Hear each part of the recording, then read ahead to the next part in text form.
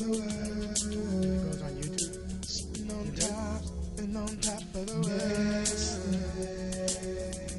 Oh, I'm on the other side of the world.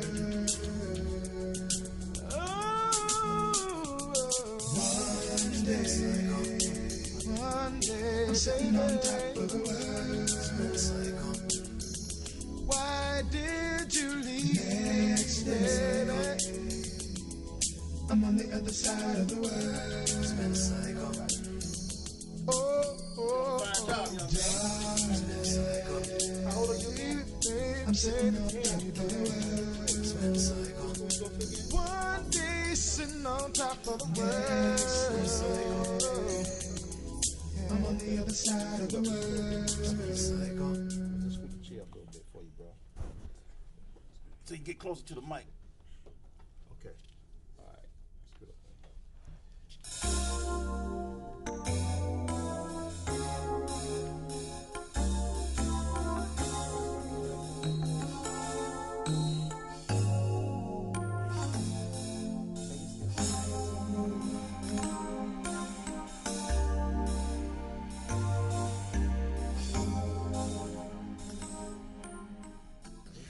Okay, welcome back, everybody. We're going to get a little bit more into the Bravo Zulu Chess Academy.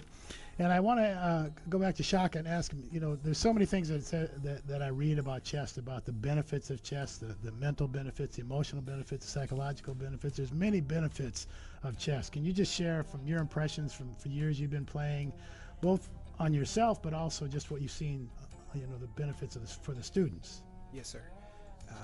I've read the research. I've done some of the research, okay, and the benefits. We could sit here for 2 days talking about the benefits, but just what I've seen in layman's terms, especially with our young boys, we have several students that had a diagnosis of ADD or ADHD. Okay. And I don't give a lot of merit to that particular diagnosis. Right. Their teachers would express that, oh, they have problems sitting still and concentrating.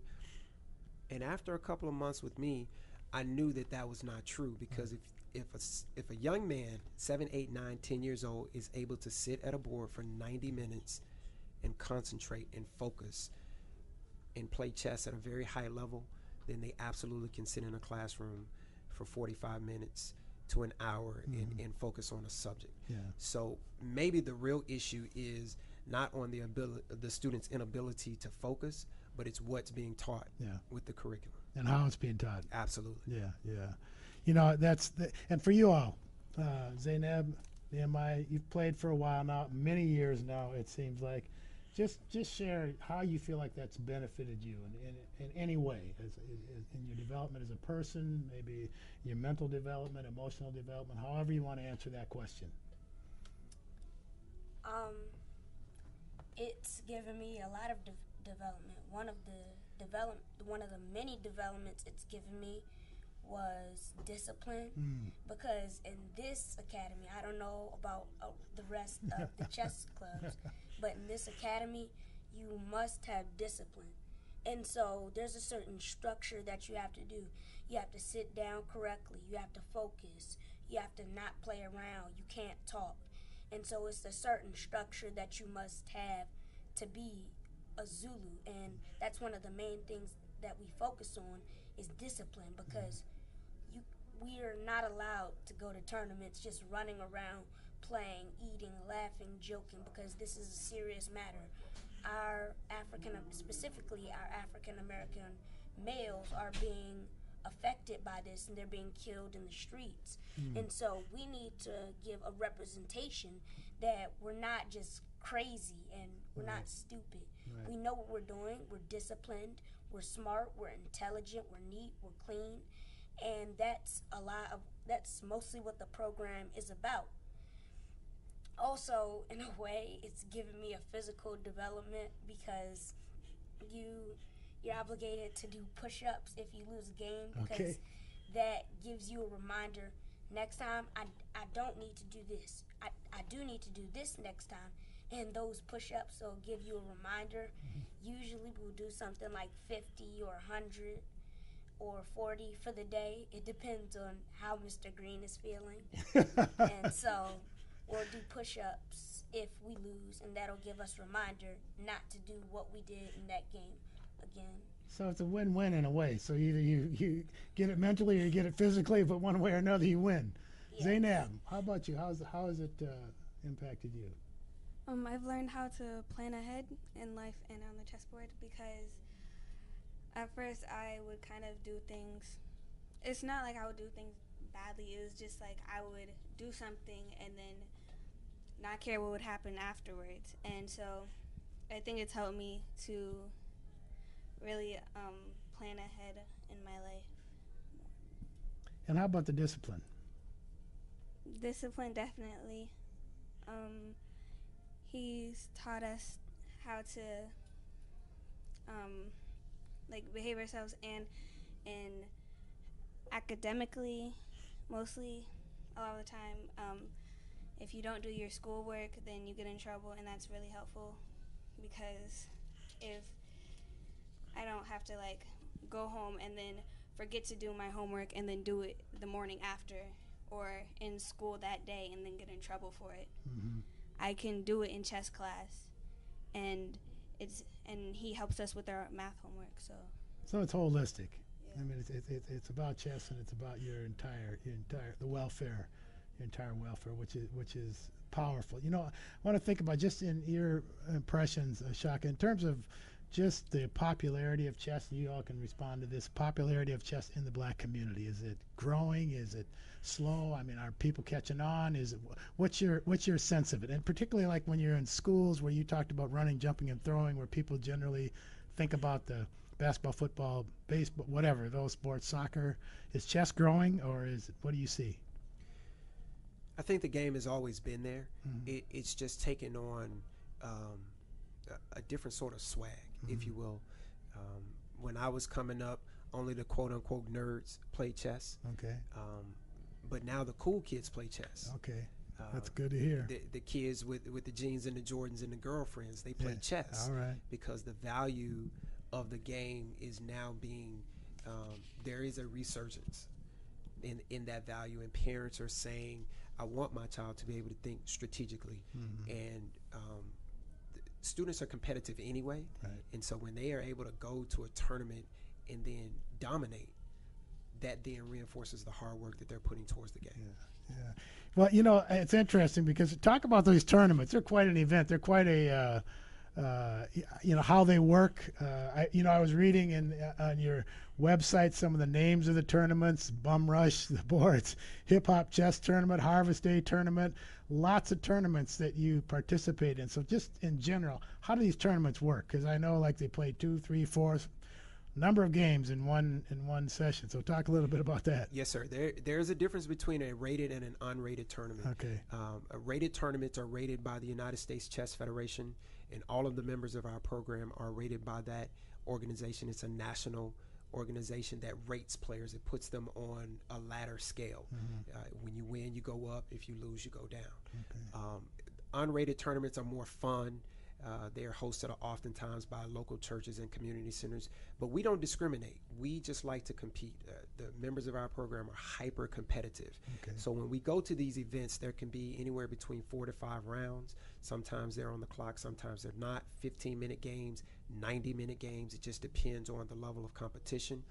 And the games can be fierce. Yeah. They can absolutely be fierce. And the more that our students put into them, you can see it on their faces after the tournament. They're exhausted because it's burning mental energy. Yeah, absolutely. The brain burns a lot of energy anyway. Absolutely. Okay, so, yeah, and I was going to ask you all, just the idea of, I mean, I was thinking about this because I know a little bit about the tournaments from Zeinab. When you come home, you might play 3, 4, 5 games, and I think, how do you all handle the stress? I mean, it must get stressful for you sometimes. How do you manage that when you're feeling tense, when you're feeling? Maybe you lose a couple games, right? And then you got to come back and play another one. How do you bounce back? What do you do to bounce back? Well, the first thing I do is think to myself, what did I do wrong? If I lose some games or a lot of games, I'll first think to myself, what did I do wrong? Mm-hmm. Then I think to myself, what can I do right next time Okay. in order to not make those same mistakes. So I learned from that experience by losing. Okay. And next, I'll just take time to think to myself, to like maybe take like maybe a 10-minute grieve over my games and think to myself, I may let out a sigh sometimes. And then when I'm driving home, or more so when I get home, I'll open up the chess book or log into my account, chess.com, Okay. and start studying tactics, chess mentor, start playing games and practicing. And so that really helps me get over the stress. And after the day, I feel like that I've gotten better and learned more because I've practiced after that. I thought, what's right, what's wrong, and what can I do next time? You know, it's very powerful what you said. One of the things you said that struck me is to immediately start to examine your game, maybe what didn't go right, what you could do better next time. That's such a powerful life lesson, because sometimes we dwell on what we didn't do. We dwell on it versus just trying to figure out how to fix it and move forward. And so what can I do better next time? Not thinking about, oh, I did this wrong, but what can I do better next time, and focusing on that, just continue to move forward, which is what life is about, right? Learning how to do that. There's a term for that, partly called resilience, right? Being able to do that, bounce back, right? Zeinab, your thoughts? How do you handle the stress? How do you bounce back from challenges?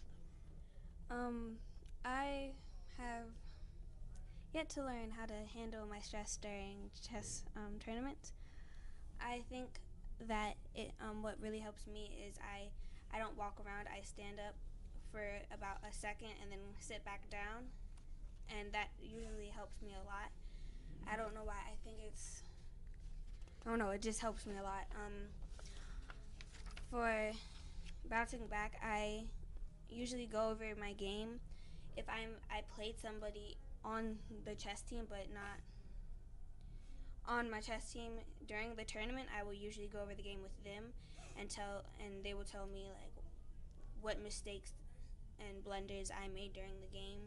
And after, I usually keep the notation in my pocket and I go home and play those games on chess.com also. Very good. Same thing, same message. Shaka, you know, in general, when you think about, you know, what they're saying, what you've learned from chess, and all the time you've been playing, what are the lessons you try to help the young people learn from playing this game? What are the major lessons you try to convey to pass on to them, or just help them learn? The number one lesson is strategy. Okay. You have to have a strategy in everything that you do. You should think before you speak. You should think before you act. In doing those things, it keeps you from making some mistakes in life. Everyone is going to have some pitfalls. You're going to have some mistakes.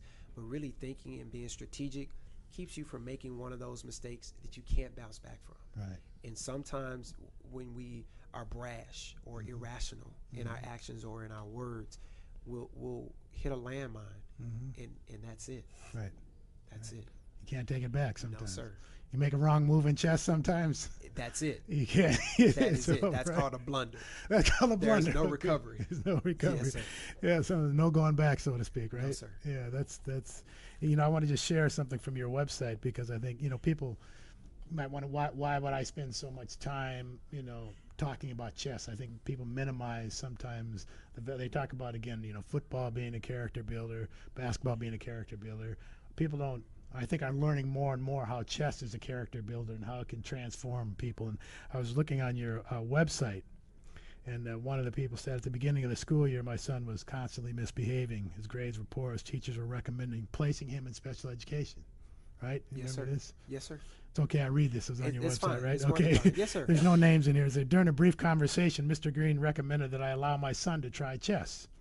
Since he has been playing chess, all of his grades have improved. His standardized scores have gone up, and he has not had a classroom behavioral issue in months. That's just one testimonial. Let me just share another one. Watching the progress my students have made thanks to the chess program at E.W. Stokes has been absolutely incredible, are the words. I'm not going to say the name. Was a timid third grader when he started playing chess. In PE, he was hesitant to play anything he thought he might not be good at, and was painfully shy when speaking to adults. This year, as a fourth grader, and the youngest captain of the chess team, he is noticeably more confident and outgoing. He enthusiastically participates in class and has become an outstanding leader for his peers.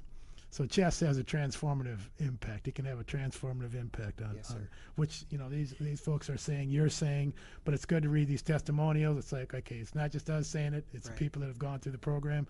Now, you two have held offices. I don't know which offices you've held. I can't remember, to be honest with you, but what does it mean to hold an office? What do you do as officers, and what offices have you held as a part of the team? As an officer, you must show there are three main things that you must show to your troops: leadership, discipline, and playing well. You must show leadership to them because you have to lead your troops to the win. You can't just give up on them. They can't give up on you. You must be the best leader because they're gonna have to trust you into battle, and they're trusting you so much as to lead them into battle that they're willing to listen to your battle plans, your tactics, and your strategies. And one of the reasons why I think Mr. Green made these officers positions were because, in a way, chess and officer positions were much like the Army, the U.S. Army. And also, you must have discipline because your troops are not allowed to be out of control. If they are, you're the one getting punished, and that's your fault for not keeping them in order. And you must play well. You have to give an example of how to play. Show them that, all right, here, we're not playing well at the moment, but that's okay. We're gonna bounce back. Here's what we're both gonna do, and I'm gonna show you some of my games and tactics and strategies to help you win. And so, by you playing well, your troops are gonna start wanting to play well because you're gonna have to be the lead role model, and they're gonna want their chess game to be more like yours. So they're gonna start practicing more, studying more, and they're going to be more like you in their chess game. Talking about you're talking about accountability, you're talking about responsibility. Beautiful. Both of those two things, another set of qualities. I got another question I'm going to ask about that, but Zeinab, what officer role have you held? I'm currently a captain, but I think that one of the main things you have to do to hold an officer's position is be a leader of, like, you have to behave well. Whenever I think of somebody in command, I always think of the person who behaves the best or is kind to others, something along those lines, because you have to always be kind to the people under you, and always treat them like they're equal to you and stuff. So that's what I think whenever I think of a officer. And you have to play well also, even though there will be days where you're just like not playing well at all. Even at chess tournaments, you always have to lead with example, and always try to help the other people under you win their games. And yeah. You know, you said that some days you don't play well. I'm sure it's just like everything else in life. Just any quick examples? You know, in most sports, people talk about like being in the zone. Sometimes you're playing and you feel like you're in the zone. And that means, you know, in basketball, it's like the basketball feels like it's just huge. The net feels like it's just huge, right? Yes, Or in baseball, that baseball gets pitched to you and you just feels like it's a basketball coming and you can see it. Do you get in the zone playing chess ever? Is there like a zone you get in and you just feel like you're kind of locked in and you're just there? Does that happen in chess as well? Yes, several times, Okay. specifically in tournaments when I am winning and it looks like I have a chance, even when the game is tied or when I may be down by a little bit, or even when I'm winning, I still get in the zone sometimes. Okay, I have a checkmating position. Here's what I need to do. Or if I'm in a winning position, I'm like, I got this. I'm winning. I have to keep my advantage. And sometimes when I'll just look at the board if it's tied, and we're tied, but I have a better position, better opposition, which gives me more of an advantage in a way, which makes me more winning in the game. You're there. You're locked in. How about you? Do you ever just feel like you're just in rhythm, everything's in sync, and you ever have that feeling playing? Yes, absolutely. I sometimes when I'm losing, that's the time where I really get locked in. When I'm losing either in space or in pieces, I always look at the board and I'm like, okay, here's what I have to do. And those games where I get really locked in, I usually win because nothing else can distract you. Mm-hmm. Not the other people sitting next to you talking, or the people getting up to go back to the Skittles room and eat or whatever. And other people who are like, yeah, oh my gosh, did you win? Nothing could distract you, and you usually win those games. All right. Another lesson in life, right? Not letting things distract you, staying focused on your goals. I mean, what can you say? One of the things that I read in terms of one of the benefits was that sometimes people who have challenges, this is some of the research, sometimes people who have challenges setting goals, somehow chess helps them to be effective at goal setting. So, just another one of the benefits. And I know you probably play competitively besides teaching these young people to play. Do you play other places besides teaching? Do you have your own kind of competitive circle, Shaka, that you're Me in? personally? Yeah. Or do you even have time? I don't. Okay, I thought that might be the answer. My joy is in teaching them, Yeah. and my success, any merit of success that I'm blessed to have, is seeing them grow and be better than they were the day before, the month before, the week before. Yeah, and it's happening. Yes, it's sir. happening. I think you have a tournament. You're hosting something coming up. I think you wanted to share something a little bit about that. I want to ask you about that, and I also want to ask you if people are interested in the academy, how do they become a part of it? So both of those things. You can find out information about both of those questions on our website, www.bravozuluchess.org. We are hosting this year's K through 12 City Championship in Washington, D.C. That will be held Saturday, June 18th, 2016, from 10 a.m. until 5 p.m. at 3700 Oak View Terrace, Northeast Washington, D.C. That's at the Elsie Whitlow Stokes Community Freedom Public Charter School. Okay, great. And in terms of age range, I mean, what age range does the academy? We start as young as 6 years old for our actual program, and we take them all the way up until 18. Okay. Any skill level, and we put them in the fire. Yeah. They have to get right in and show their worth. All right. Challenge them from day one, right? Yes, sir. Just like life. Yes, sir. Okay. On every level, as soon as you go to school. Actually, as soon as you come out of the mother's womb, you're being challenged by life, right? Fighting for breath. Absolutely. Crying for breath, right? Yes, sir. Okay, so just real quickly with you, just most rewarding aspect of playing chess, and just think of some specific situations, kind of most rewarding, most disappointing, maybe or most challenging that you can think of, either recently or in the past. Usually the rewarding and challenging things stick out. Any rewarding things you felt recently or disappointments you felt recently?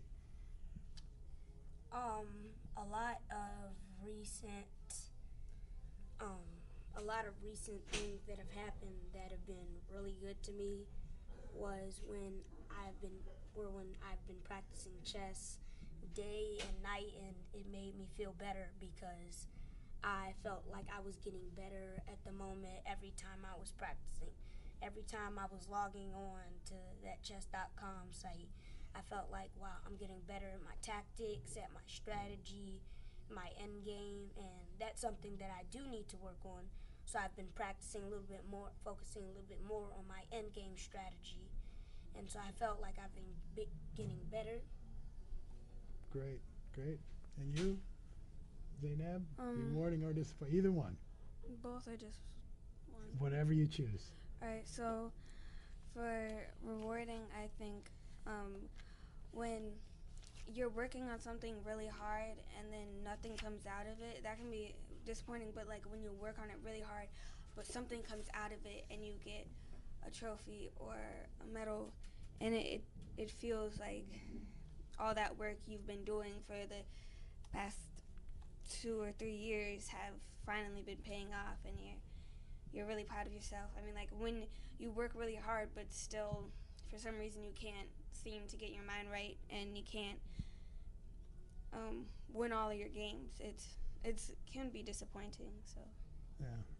And then you have the resilience. That's right. Okay, so we're about out of time here. It's a couple minutes to 7, and there's another program coming on. I want to thank all of our guests for coming on, and I hope that people have a expanded view and expanded vision of what chess can do. I hope that they'll be contacting you. I hope the program grows.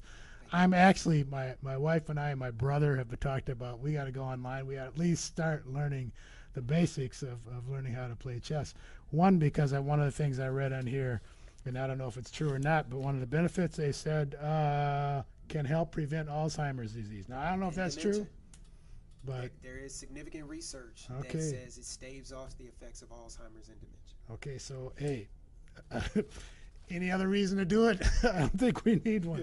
Okay, so listen, I want to make this quick announcement before we close out. And again, thank you all. I want to share about a Father's Day gathering, a gathering of men that's going to take place on June 18th at Serengeti Gallery on 7919 Central Avenue. It's just called a Gathering of Men. It's going to be men coming together. We're going to drum together. We're going to do artistic things together. We're going to talk together and share wisdom. We're going to hear some music. It's just going to be about men coming together to honor men. So this is something I'm hosting in collaboration with Serengeti Gallery on 7919 Central Avenue. I want to remind you about that. And I want to just close out again how we started. You know, those of you who hear the show, please think deeply about the life of Muhammad Ali. Don't just go by the superficial things you might be hearing on TV. There was much more to him than his mouth. There's much more to him than his boxing. His life is a lesson. And I encourage anybody, whatever age, to study his life, to look at it. And I think all of us will be better off learning how he transformed himself. So meanwhile, between now and next week, remember, transform yourselves, transform your communities, and see the heaven in every black face. Thank you all very much. Thank you, sir. Thank you. Thank you very much. Thank you for having me. You all did a great job. Thank you, Mr. Very much. Thank you. Beautiful. Yes, sir. Beautiful. All of you beautiful.